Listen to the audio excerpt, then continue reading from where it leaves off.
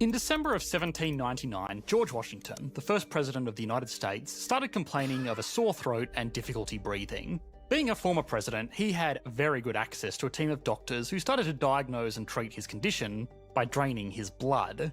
In total, the doctors attending to Washington ended up draining 2.5 litres of his blood before he eventually passed away less than 2 days after first complaining about a sore throat. Medical specialists have argued about the actual illness that caused Washington's breathing difficulties, but all doctors today universally agree that removing that much blood from someone didn't help the situation, and possibly ended up killing him in the process of treating him for an illness that he may very well have just recovered from naturally. Our understanding of the human body, illnesses, medical best practices and treatments has come a very long way in the past 200 years, and that has helped us enjoy lives that are longer on average, massively reduce infant mortality, and increase living standards for people suffering from medical conditions. Economics, just like medicine, is a consistently evolving field of study, which also has real impacts on the way that we live our lives. The traditional sciences tend to get all of the glory when we talk about the increased living standards we've enjoyed in recent history, and it's easy to see why. Every time you make a call, shop at an abundantly stocked supermarket, or don't die of a common infection, you have advances in physics, medicine, chemistry, and a long list of other scientific endeavours to thank. But a lot of these advancements were accommodated and accelerated by a developing understanding of what an economy is and how to effectively manage one. Although it may be far less tangible, there is a very strong argument that advances in financial systems, trade practices, and economic controls have done just as much to provide us with the wealth and prosperity we enjoy today as all of the other advancements in technology that have come about over the same time span. Looking forward, this could mean that theoretically further breakthroughs in economic knowledge could accommodate a world where we all live like billionaires do today. Now, I know that's a pretty big claim, so we'll need to look at a few things to back it up. But this also makes it really important to ask the question, how much do we actually know about economics? Are we those 18th century doctors trying our best to fix economies only to do more harm than good? Or is our collective knowledge of economics close to complete with only minor improvements left to make? Well, to find out, we as always need to answer a few key questions. So, how do advancements in economics translate to improved living conditions to regular people in the real world? How can we tell how far along we are in our understanding of economics? And finally, could this solve existential issues like achieving limitless growth in a finite world?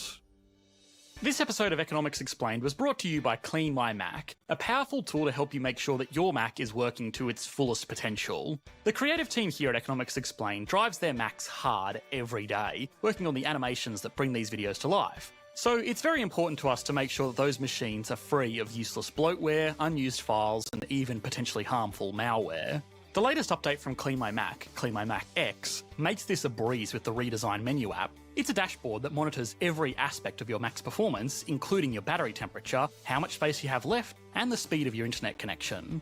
Its most powerful feature is the Smart Scan. By clicking one button, it examines your Mac for system log files and user cache which are no longer needed, checks for malware and runs optimization tasks to speed up your Mac all within a couple of seconds. Another feature that I thought was fantastic, especially when working with large video files, is their Space Lens, which lets you visually see which folders and files are taking up the most room on your computer as a handy way to get rid of large files that you have forgotten about. The user experience speaks for itself, with a Net Promoter Score more than double that of the industry average across 185 countries, including at least one user in Antarctica. And if ever there was a person that didn't have time for a frozen Mac, it would be them, am I right? Anyway, the average Clean My Mac user gets rid of 66 gigabytes worth of junk from their system every year. Clean My Mac is giving a special extension of their Christmas promo so you can get 30% off by using the promo code ECONOMICS. This promotion is only available for the next 5 days, so click the link in the description to start cleaning your Mac today. To really understand the progression of our economic understanding as a species, it's important to understand what economics is in the broadest possible sense. Economics is a social science that studies the way that people interact with things of value. This is the same as saying physics is a natural science that studies matter, its fundamental constituents, its motion and behaviour through space and time. Physicists will try and answer questions about the nature of the universe, where economists will try and answer the central economic problem, which is that we as humans have unlimited desires, but only limited resources in which to fulfil those desires. So, certain sacrifices must be made. The central economic problem is unfortunately not solvable, but it can be broken down into 4 separate questions. What should be produced? How much should be produced? How should it be produced? And who should it be produced for? If you look at anything written by economists, it will be an attempt to answer these questions in different ways to produce slightly better outcomes by either allocating resources in a way that makes people more satisfied, or by simply finding a way to produce more with the resources that we have available to us. Even economic theories as broad as capitalism are just a way to answer these questions. In the case of capitalism, it's what's most demanded by the market, in the amount that is demanded, produced in the most efficient and cost-effective way possible, to be given to those that are willing and able to pay for it. It's by no means a perfect system, but it is very efficient at allocating resources and incentivising the utilisation of more resources to improve the well-being of its participants. Capitalism as an economic system is, however, for example, terrible at answering questions about what to do with things of negative value. If you're wondering what these things are with negative value, well, it's stuff like trash, sewage, chemical waste, spent nuclear fuel, and probably the biggest one of all, greenhouse gas emissions. People actually value the absence of these things, but the market system of capitalist economies have no real mechanism to assign the costs of these items to the parties responsible for producing them without government intervention. I know it sounds absolutely awful to say, but from a purely cold-hearted rational economics point of view, this classification can also be applied to people that may be disabled, elderly, or otherwise incapable of producing more value than they consume. It sounds terrible because there have been some famously not so fantastic ways of dealing with this in the past, but it doesn't need to be, and with ageing populations in a lot of countries, our economic systems need to have solutions to more and more people in an economy being unable to work and requiring the assistance of those that still can. So, capitalism, the basic system by which we run every advanced economy in the world today, is good at answering some questions and not so great at answering other questions. Different economies around the world have tried to plug these gaps with different workarounds like carbon pricing and forced retirement savings, but oftentimes these workarounds just create more problems. Now, to go back to economics just being any other science, like say physics, there is an interesting comparison we can draw. Geocentrism, as in the theory that the world was the centre of the universe and everything including the sun rotated around it, answered most questions that people had about what went on in the sky. It did the trick for navigation, tracking the seasons, and everything else that people back then needed to monitor the sky for. There were of course a few inconsistencies in the movements of celestial bodies, but these were just gaps that were answered using various workarounds that oftentimes created more problems. Sounds familiar, right? So, could capitalism be to economics what geocentrism was to astronomy? Well, we don't know what we don't know, and it's possible that tomorrow some brilliant economist will come up with a system that revolutionises the way that we manage economies to such an extent that it will be like entering the space age. It sounds crazy, but it's already happened, and the impacts were huge. The advent and widespread adoption of steam power, along with a handful of other technologies, are widely recognised as the drivers of the Industrial Revolution, which set us on our current trajectory of massive worldwide economic growth. But there was something else in the world happening around this time. Mercantilism was the general economic system that the global economy ran off before economics was even an academic discipline. The idea of mercantilism was that an economy should try and export as much as possible while importing as little as possible, because that way you could accumulate as much gold as possible. Now, to a world that had not yet studied economics, this made perfect sense. Gold was almost a universally accepted store of value, so if you wanted to be wealthy, you get as much gold as possible. Of course, mercantilism is not how we run our economies today, because the study of economics has shown that economic cooperation and free trade produces much more wealth overall, because certain regions have advantages in producing certain items, and if we all just do what we're good at, the world becomes a richer place. It also makes it possible to produce items that simply couldn't be made within the confines of a single nation, no matter how big it is. You are currently getting some small economic benefit from watching this video, and you might attribute that to the technology which has made it possible, but also consider the advanced economic systems that coordinate all of that technology. The video you're watching now would not have been possible without silicon-rich quartz, and you might think you know where this is going, but you'd be wrong. That quartz rock from South America is refined into pure silicon and is then shipped to Germany, where a company called Zeiss will turn it into a mirror with micron precision. Those levels of precision are achieved by using machines that turn that silicon into a vapour before depositing it one atom at a time onto a mirror plate. These machines were made possible by technical collaboration between dozens of universities and research institutes across Europe and North America. Once these mirrors are made, they are then shipped to the Netherlands to a company called ASML, which puts them into machines called fabs.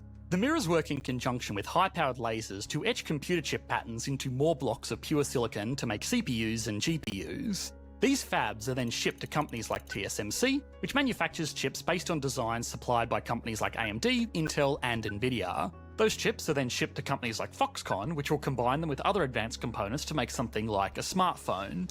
They will then deliver this smartphone to a company like Apple, who will have designed and marketed it for customers all over the world.